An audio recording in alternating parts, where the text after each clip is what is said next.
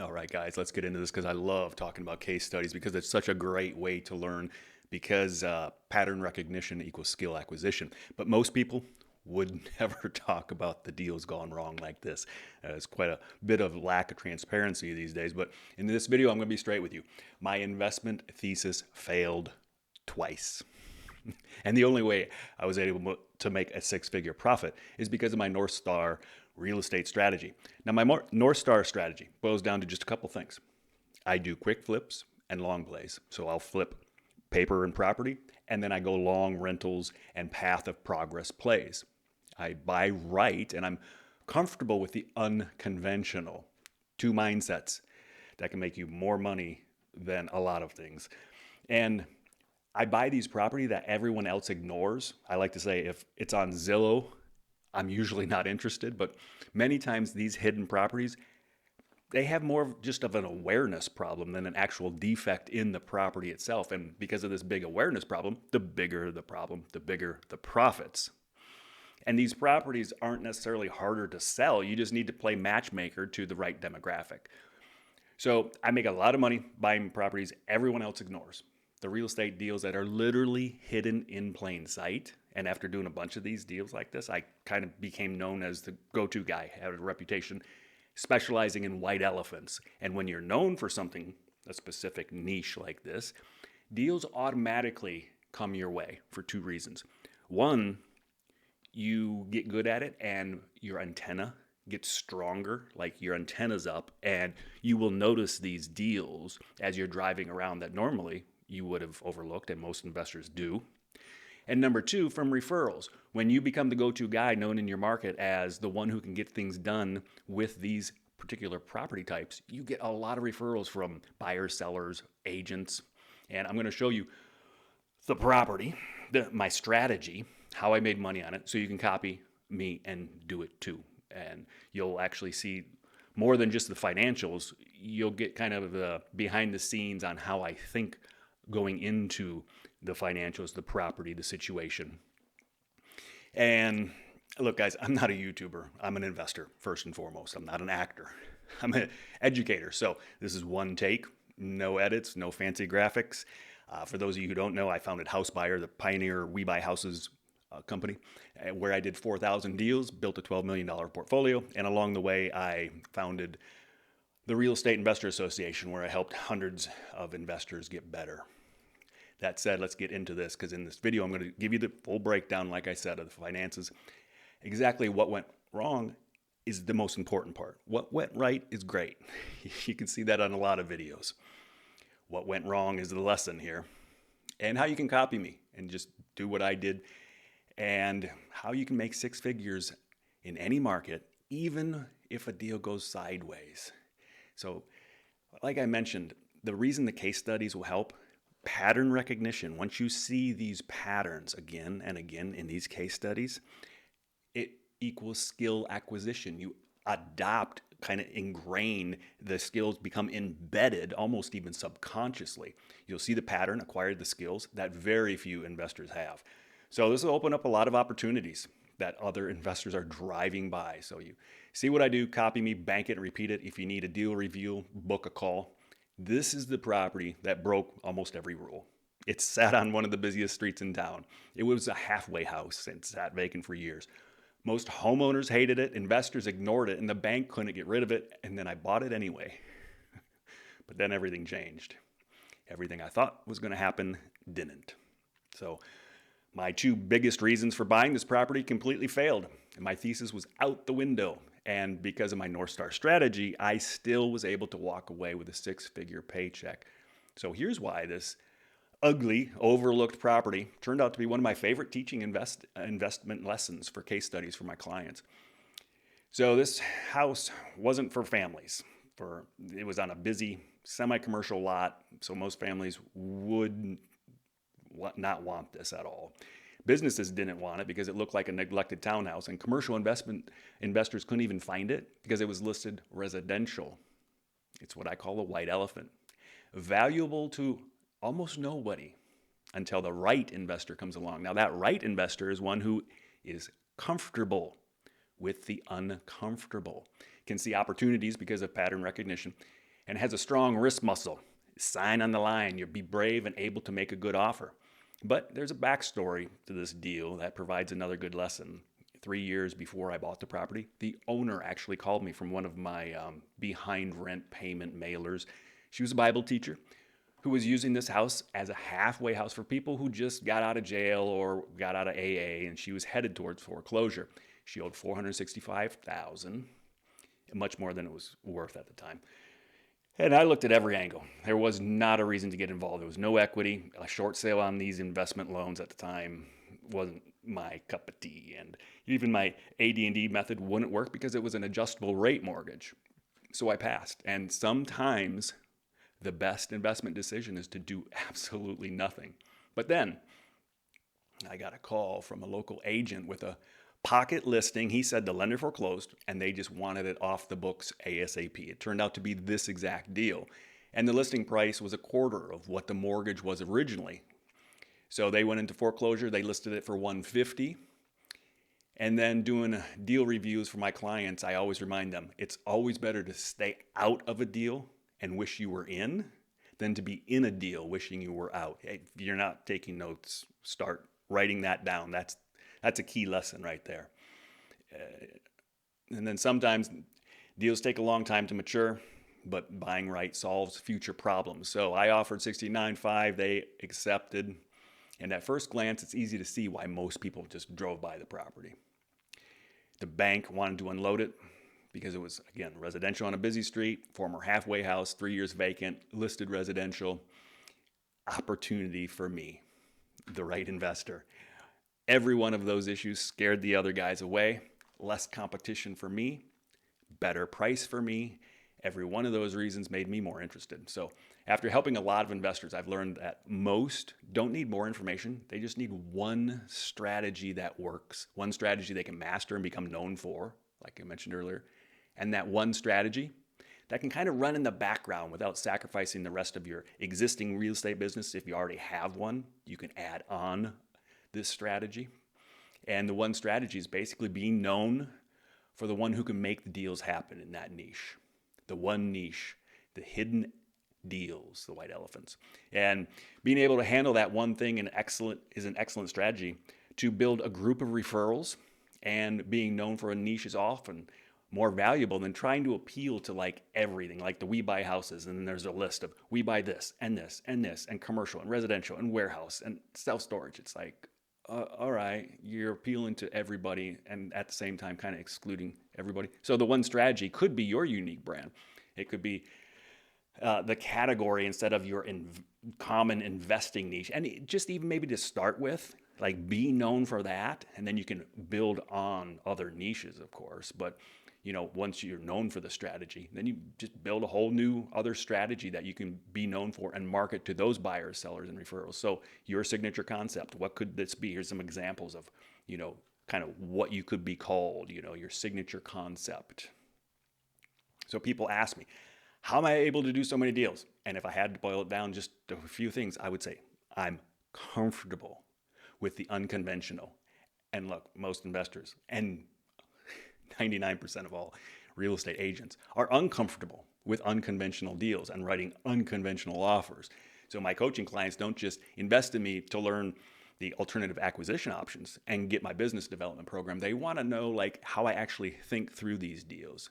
So this is one of the things that I teach my clients in the case studies, the deal reviews, and my one-to-one coaching calls. It's being comfortable with the unconventional. So I'll do the same for you. I'll just give you my investment thesis. And this way you can see how I specialize in the real estate deals that are hidden literally in plain sight and put it to work for you. So here's the 4 things that drew me to it, and then I'll break down each one and the reasoning behind it. There's college housing, commercial rezoning, path of progress plays. I love these. They're somewhat speculative, but if you play it right, you can make money. And then 50 cents on the dollar. So reason number 1, the college housing. There's a nearby college that was growing quickly and had no dorms for its students. And this property, this hidden deal case study would make an excellent rental for the college kids. And it was already set up basically for student housing because it was already a halfway house. It had every door had keyed locks. So you could even really do it Section 8 if you wanted to mess around with the government. So instead of delinquents, it was now college kids. And this property already had 6 bedrooms, a partially finished basement. I'm sure they had 2 kids living down there that weren't on the lease. Multiple bathrooms. Like I say, all the bathrooms had their own locks, 2 separate kitchens, and a 2-minute commute. So 2-minute car, 10-minute walk right to the Indiana Tech there. And because the recent commercial properties were going up all around it, I felt the need just to call down to town, ask the city about zoning. When I talked to them, I found that in the years since I talked with the homeowner, she had it zoned CM3. So this is reason number 2, mixed use potential. I also found out from that talk that a single simple petition for $15 filing fee, I could have it rezoned from CM3 to 1 or 2, which makes it even more valuable to a certain pool of buyers, commercial investors, business owners who wanted a storefront. So that opened up another set of opportunities. And then reason number 3, I call it IPOP. IPOP is investing in the path of progress. So cities don't grow randomly. They grow where they're allowed to grow. And this case study property sat directly in one of the only 2 logical expansion corridors of the downtown. Now, my downtown was growing, expanding its footprint. There's a river to the north and historic area on the west side. So it could really only expand in one area. My property sat at the exact path of progress. Here's what it looked like. So that green dot with the arrow, that's the property. The box is the downtown. So on the west is West Central Historic Area. Downtown ain't going and moving there. See up all those rivers on the north. Very difficult to expand that way through all the rivers, and bridges were old and neglected. So I'm thinking, they gotta come this way, right? Even looking at this corner. So that's the property, corner lot. You can see the downtown right there. Very close. Just come to me. I'll triple the price of the property and sell it to you. And then right here, a small group of investors actually got together and bought that entire half of the block that sat on this main busy road that goes right into the downtown. They put up the typical mini mart, gas station, pizza place. They were looking on my side. They had all of us on contract to buy, except one guy was a holdout. He had been there. It was his mom's house. He'd been there for like 50 years. He wanted more money. They said, nah. They bought the entire half of the block. So I'm thinking, maybe a year, 2 years, 3. But so if and when the downtown expanded towards this property, the value would easily double. I say triple. But word of caution, I never go into these deals, the IPOP deals, expecting this to happen, because that's just gamblish. That's fool. And this property had to somehow support itself while waiting for my thesis to play out and the downtown to come my way. And then 4th reason, finally, the price. As with all white elephants, getting good comps is the most difficult part. So I comped it as a rental because that's the path I would originally go down while I waited for the downtown expansion. I comped it at $150 very conservatively, as is. And I gathered from the agent that the bank knew it was a white elephant, so I put in that $70,000 offer. And it just needed a little maintenance, mostly just dirty because it was vacant. Now, this video isn't about flipping, but I want to mention, I go into every deal looking to get in, get out, get paid. That said, closing, I had planned on actually flipping this property. I wanted to bank it, 25 grand. I believe most, like 9 out of 10 of my deals, a bird in the hand is better than 2 in the bush. So I was going to flip it. And then Fannie Mae decided to put in this wording that wasn't even in the contract. And they said basically if I couldn't flip the property for more than $13,000. And I was looking for 25. So I did hold it. I did not sell this one. So here's how the finances ended up. I used private money, fund 100% of the deal, 10% down. 10% interest, 0 down. There's the money breakdown. The loan terms, I requested the Private money payments start in 2 months. It gave me enough time to get tenants in before the loan payment started. Now, I didn't have to save up for a down payment, say 20%, like $2,000. To some people, that's a lot of money to save. So I use private money. It could pay for itself. No hassles dealing with a bank.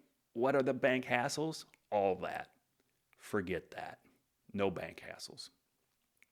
So if credit, money, or banks are holding you back, I teach alternative acquisition options, so you never have to waste time saving up for a down payment or relying on bank financing. So reach out to me if you think that coaching program would be a good fit. Yes, it costs money, but the money isn't worth as much as what you'll learn, meaning the coaching's worth more. So here's the breakdown. Purchase price, 0 down, loan amount. The monthly P&I, that's not tax, that's just principal and interest. And then here's the pity. So monthly, I was paying $745, and I had it rented in less than 30 days. And I'll show you how I did that. For $2,100, 6 college kids. I think 2 were stashed in the basement. And my monthly cash flow net, $1,355. So here's the key ratios. And it's that last line I love, because see that little symbol right there? That little squiggly mark? I love seeing the squiggly mark. I get those on my AD&Ds all the time as well. And people are always like, well, how does that happen? How do you get infinite return? That doesn't even sound right. That must be illegal. Type into AI. If I've got 0 down on a property and I'm making, what am I making? $1,355. What's my rate of return? And the funny thing is, I've done this in a couple of AIs. They'll always say, well, typically you would never have that situation. But if you did, and I'm like, no, typically I do have that situation. And I do, and I love it. So that little squiggly means infinite. 0 down. How much are you making? A lot. So here's the flyer I had my assistant put out at that college. In the kitchens and the wherever outside bulletin boards. She printed a bunch off, cut the bottoms so they could just tear one. They usually just tear the whole thing. And then she put it at a couple grocery stores, a Fresh Market nearby, and the gas station across the street. We had it rented in less than 30 days. So that's the complete number breakdown. And then everything changed. Not for the best either. In fact, Ernest Hemingway said, you go broke slowly and then all at once. That's how I felt. It was like this slow motion train wreck for a few months. And I've come to believe that there are no good surprises in real estate. Strike one, the college decided to build their own dorms. Like shortly after closing, they announced it. And I was like, are you kidding me? Were they just waiting until I closed? Because I probably would have flipped it then just for that $13,000 actually. So no rent increase because I planned on doubling the rents in a while. Strike two, the city, in their infinite wisdom, decided to go into all those rivers and old canals and bridges and go north, which wrecked my plans to triple the property value. So this was not going according to plans. By the way, there's a new case study. Speaking of expanding north, they expanded, and the corridor, like the road they chose to be the main artery into downtown, was exactly where I had an IPOP property, where I invested in the path of progress.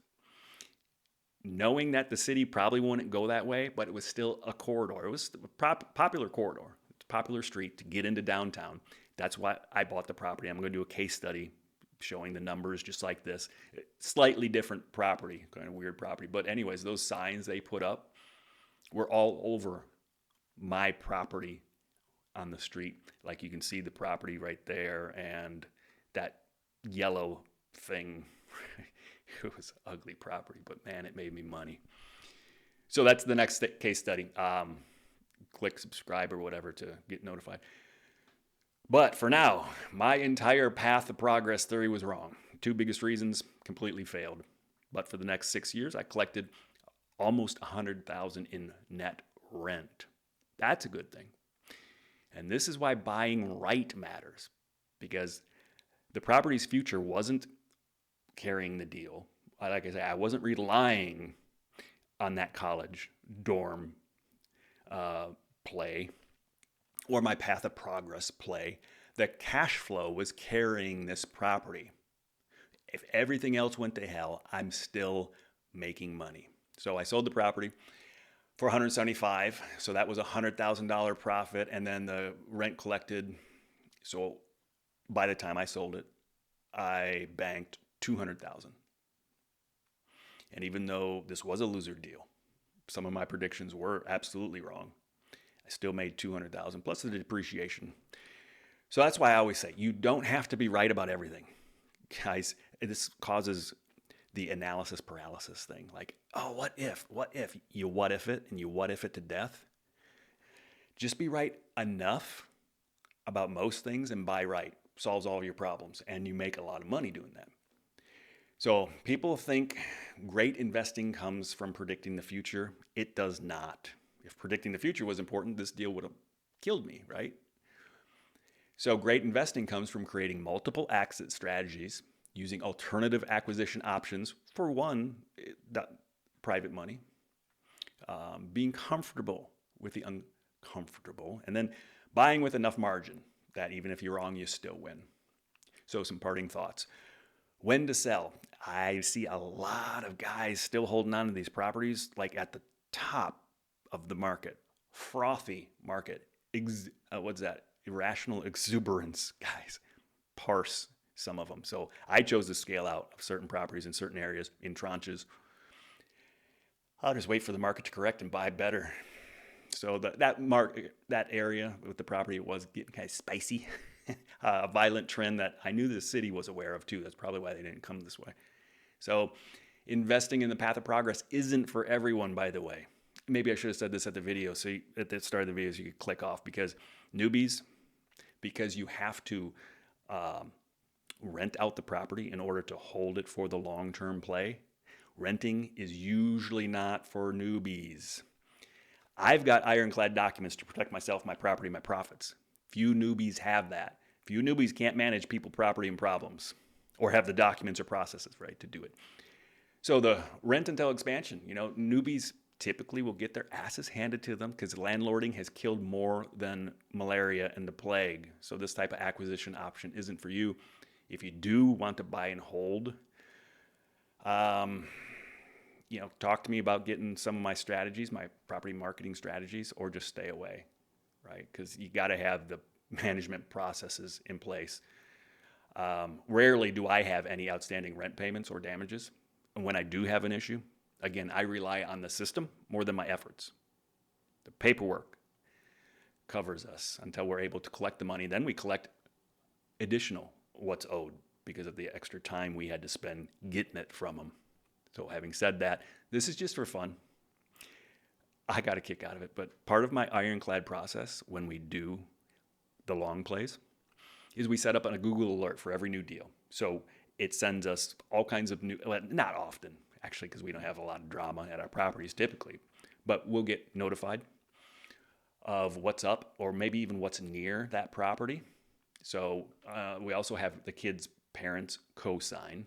And during the move-in inspection process, we take photos of the new tenants in and around the property. That's the important part in quotes there. You want to get that in and around. So here's the group that went in 1 year. Funny group of guys. And I just noticed they're holding beers, actually. They're both holding beers. That's hilarious. Broad daylight during the move-in with a company official. So she took a picture of these 6 boys. But then, I don't know how many months it was, 6 months later, she forwarded me a police report.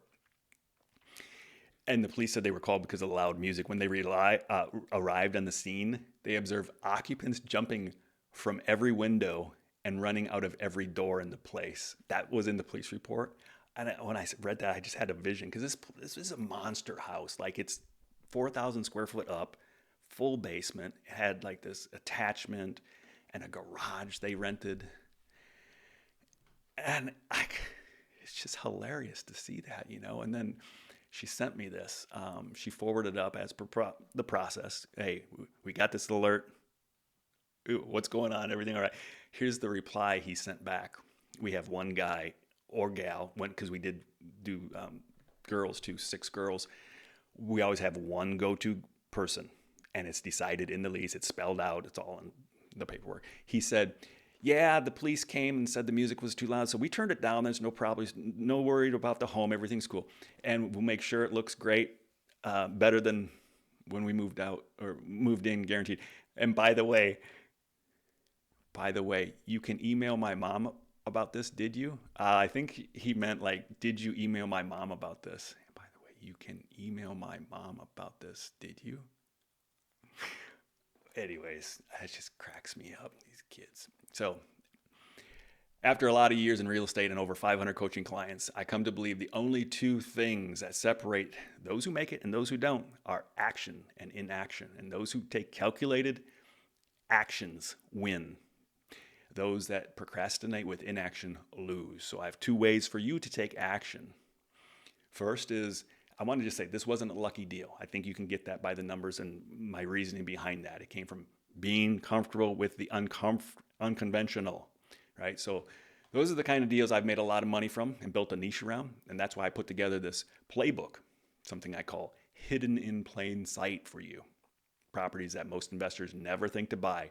18 of them, where to find them, the biggest mistakes to avoid, action steps that I use personally for each property, and my pre-screening method that kind of gets my head right, gets the creative juices flowing to get your mindset right so you can take action, feel confident in taking action. So that's the pre-screen process. You can get that in the link below. If you're tired of competing with every other investor chasing the same properties, this will completely change the way you look at real estate, right? So number two, I'll be running an investor sprint this month. So to help you get started or to scale an existing business, it's application only. So I'll open up the spots to applicants first. You can apply for the sprint in the link below.